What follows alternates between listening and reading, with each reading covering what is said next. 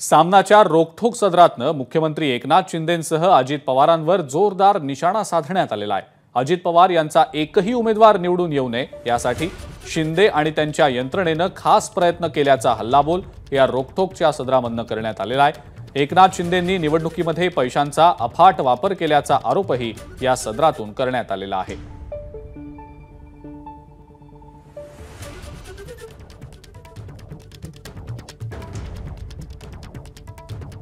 मुख्यमंत्री एकनाथ शिंदेंनी राऊतांच्या या टीकेवर प्रत्युत्तर दिलंय।